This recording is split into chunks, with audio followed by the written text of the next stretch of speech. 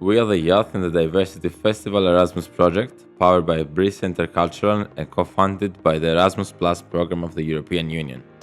Through personal stories and experiences, we noticed that people that belong to different communities face stereotypes. We picked three representatives in order for them to tell us how misconceptions affected their experiences and if they found integration, acceptance, and safety after all. So let's meet them. So let's have some life stories here. And I'm Stathis, and I would like to know about you girls, your names. I'm Clara. I'm Defo. And I'm super happy to be here with you, and I'm also very curious to learn about your experiences.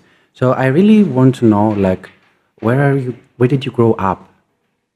Okay, maybe I can start answering. I grew up in Brazil, in São Paulo. So I was born and raised there. Yeah, most of my life spent in Brazil. And what about you? Actually, I'm from Uzbekistan and I was born in Karakalpakstan. It is an autonomic republic in Uzbekistan. That's a really diverse table right now at the moment. And I would like to know like how your life there growing up in that environment, because I have never been in that environment, neither to Brazil or to Uzbekistan. And I would like to know more information about it. Is there anything that you can share? Of course. I mean, from my experience, I think São Paulo is very different in the sense that it's very chaotic, like very big city, a lot of people. So yeah, I feel like my childhood and my life there was always spending a lot of times inside the car and the traffic and public transports and stuff. But also pretty much with family, a lot around family, like group reunions with friends and stuff. I think we're very, I don't think, like, I'm sure we're a very collectivistic culture. So very much around people always. Well, I had this perception about Brazil as well, even though I have never experienced it. But I hope so. But I wanted to also, like you mentioned, friends. So, like, friends are actually a big part in your childhood. Like, is there any favorite game with friends? Yes. I mean, I'm going to talk about my part, but yeah. It's a huge, huge part, and I think also it's very part of Brazilian culture to, for example, like go to your friend's place or play together after school and stuff like this. So I did it a lot. And as for playing together, we did so many things like hide and seek, or like playing with dolls and pretending we're hairdressers, and yeah. And what about you, Defo? You how was the culture in Uzbekistan growing up there? Well, I'm actually Karakalpak. It's other nationality, and we have our different culture, traditions. Even our language is different from Uzbek. And I lived my whole my life in my own country. And it is actually confusing for most people. Actually, when I say I'm from Uzbekistan, but I was born in Karakalpakstan, it is a country inside the country. It is very confusing, especially for European people, to my friends.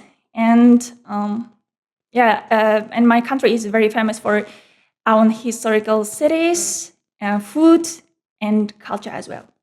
And like when you're growing up as a kid, is like a type of families, like big families with friends and or like collective community, or is like more like individual, let's say?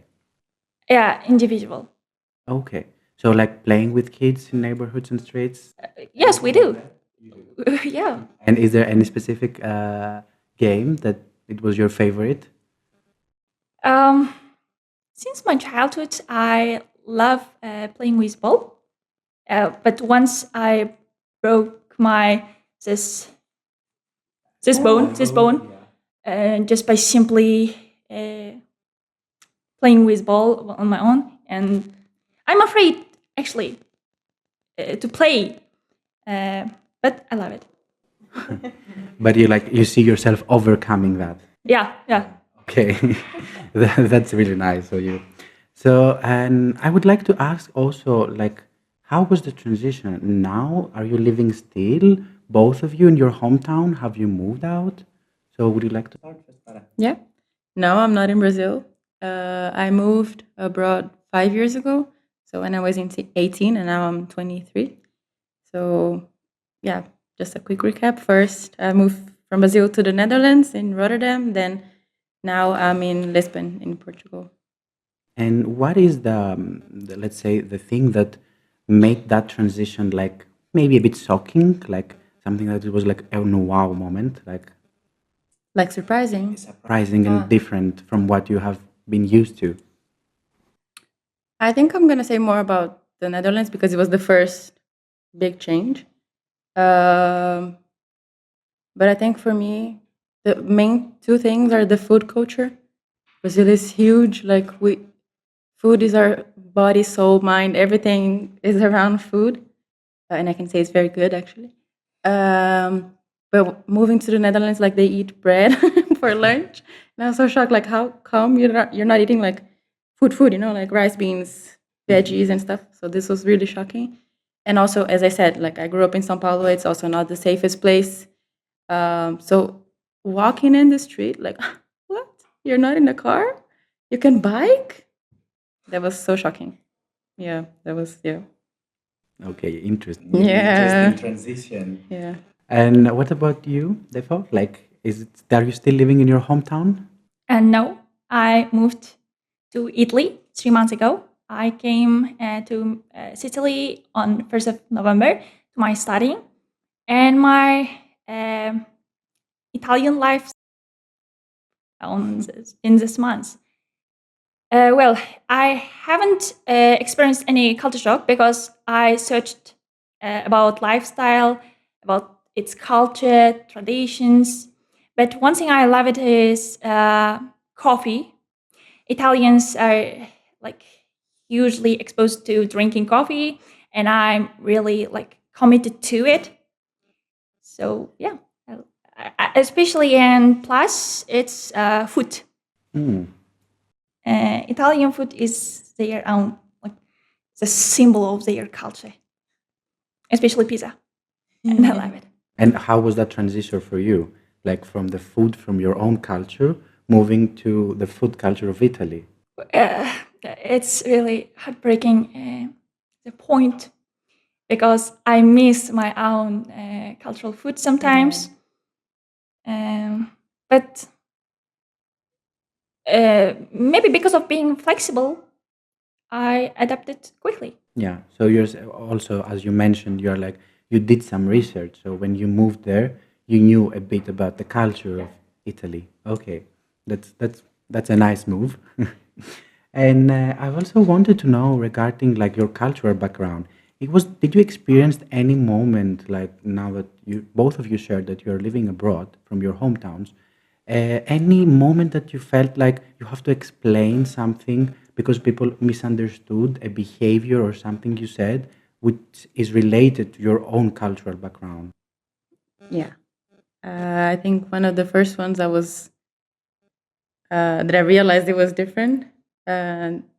Because I think I'm very warm and very, very touchy, like hugging. And if you talk to someone, like, yeah, like for me, it's normal to touch the arm or something like this. And then people were so scared, like they would either do a bit like this, or if I said hi, like hugging, they were frozen, like they wouldn't move. But I think the biggest one was like this was always sometimes confused, like mixed with flirting, and it was like it hurt me a bit. Like I'm just trying to be nice and polite. Like this is my way of showing politeness, and it's not. I don't want to mean anything besides this. So sometimes this was a bit conflicting. Like I'm not. Yeah, that's. I'm not flirting. I'm not flirting. Thank you. And kind. Yes. Yeah. And what about you, Defo? Not me, but not actually the opposite. Not the Italian people, but it's me who was confused. It's about kissing both cheeks when you first meet this person.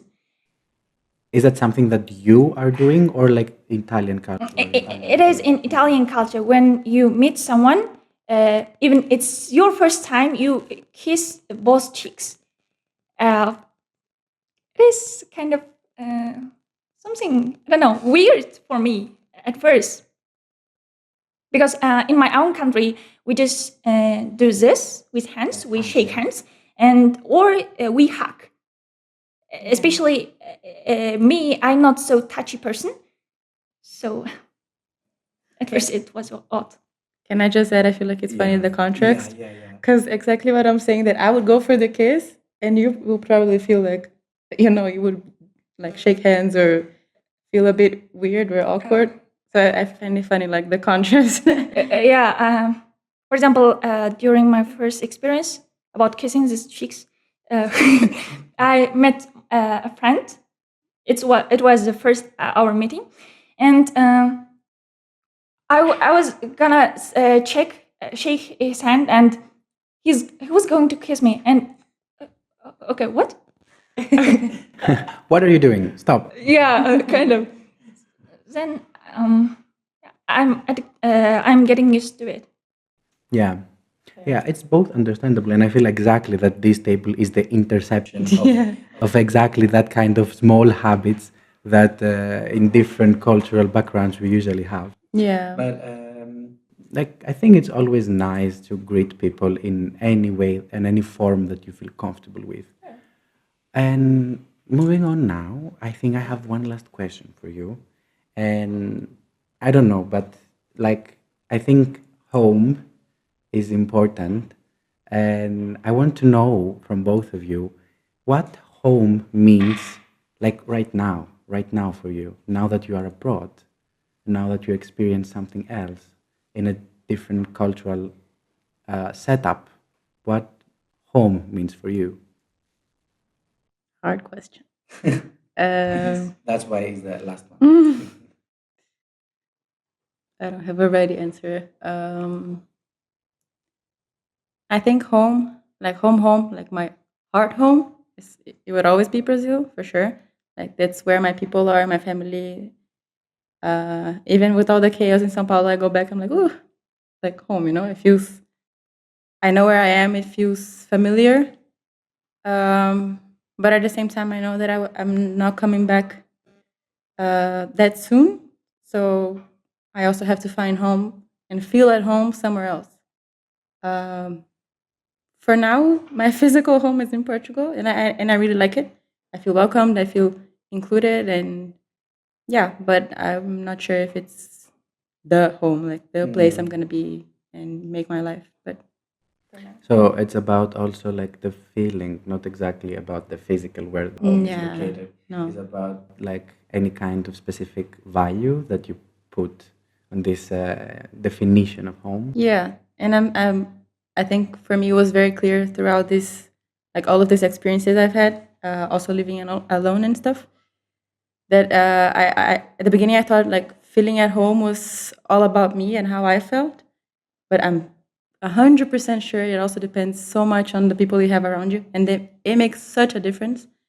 So yeah, it kind of yeah. That's actually very beautiful. I'm okay. That was beautiful. And what about you, Defo? At first, I thought home is where my suitcase is.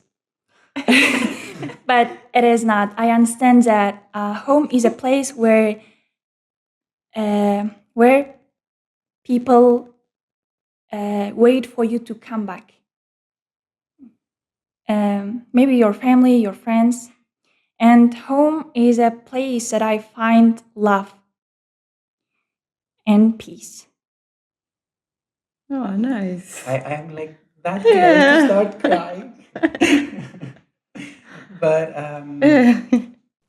I guess it's like really nice to have you here and sharing all this information with us, talking about your experiences and being vulnerable and sharing with us your thoughts. Is there like any last message that you would like to say, like closing that podcast, or whatever we are, like a last word, a message that you maybe want to send? um, Maybe from my side, like considering we're talking about our countries and different perspectives, also coming from like opposite sides of the world, basically. Um, I don't know. I think this is something I have in my mind always. Like the world is too big for you not to explore. So I would take the challenge and like, try to open up to different cultures and people. It's very surprising. Like you never know what to expect. So yeah, if you have the chance.